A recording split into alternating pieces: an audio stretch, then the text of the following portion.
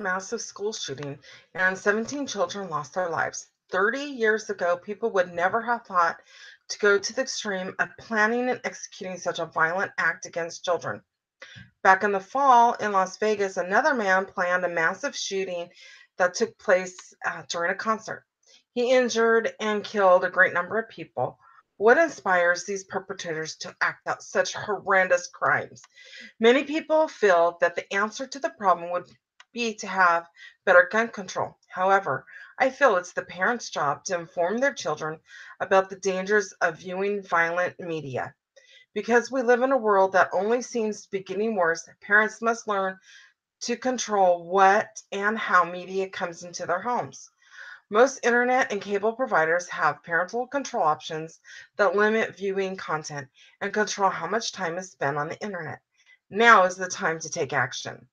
We need to have controls in place for media, whether it involves watching TV, playing DVDs, gaming consoles, mobile devices such as phones and tablets or computers. I'm a very concerned mother, and soon I will be a grandmother. And times have changed since my children were young, and so I've studied up ways to keep my grandchildren safe. In my studies, I have learned that first, exposure leads to violence. Second, parents must limit the time their children spend viewing media and use parental control devices to control content. Finally, the importance of seeking alternative entertainment options. The American Academy of Family Physicians has noted that violence occurs every day, and Americans between the ages of 15 and 34 years old, the top causes of death are homicide and suicide. Children and adolescents in the US spend about 7 hours a day viewing various types of media.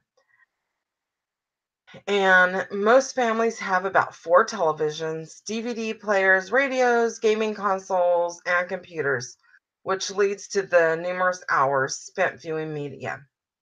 There have been several studies that associate viewing violence in the media and has led to real life aggression. Back in the year 2000, the Federal Bureau of Investigation released a report noting that media violence is a risk factor in shootings in schools. The Federal Communication issued a 2007 report on violent programming on television and noted there's a strong evidence that exposure to violence through the media can increase aggressive behavior in children. The result of viewing violence on TV has impacted children. The subcommittee on telecommunications stated that these findings about violent programs.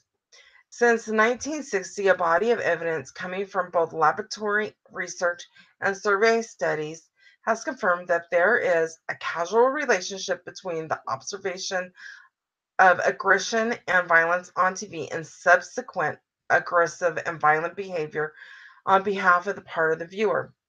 But the problem does not exist only with viewing violent shows. There has been an increase of violent video games where the player controls the character and the game in the game and is rewarded for killing other players.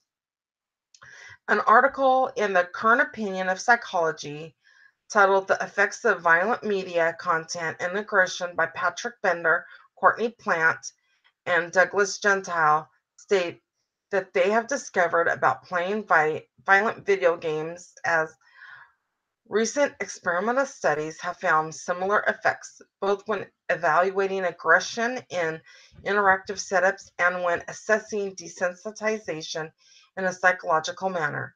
In one such study, participants randomly assigned to play a violent shooter game showed decreased pupillary dilation, a measure of involuntary emotional responsiveness in response to negative images relative to participants randomly assigned to play an exciting but non-violent racing game.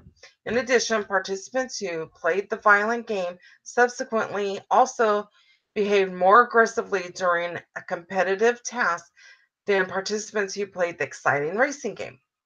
Other researchers found that children who played a violent video game had more aggressive thoughts and experienced higher cortisol levels compared to those who played an equally exciting but non-violent video game.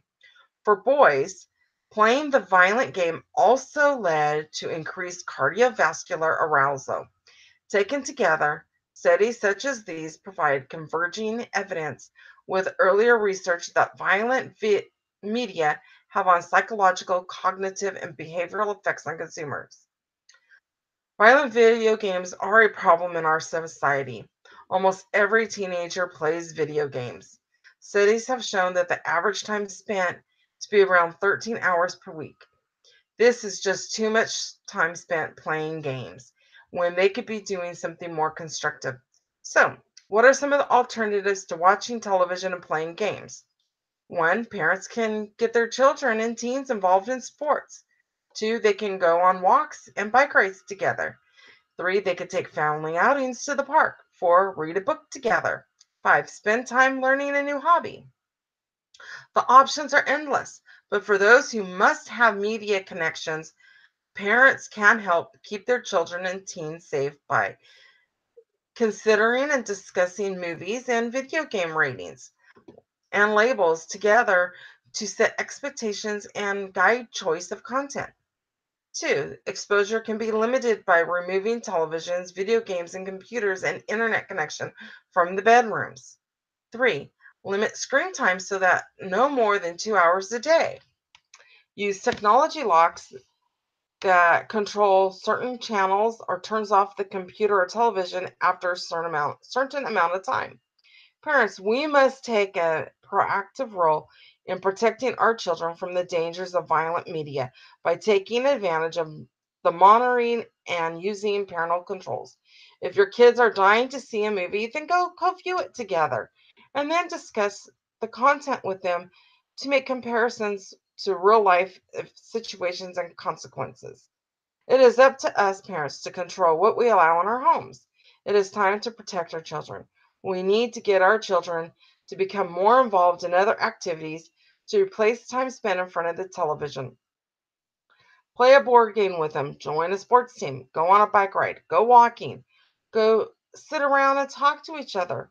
Whatever the alternative choice you make sure it's going to cultivate a good relationship and that time is being spent away from viewing violent media.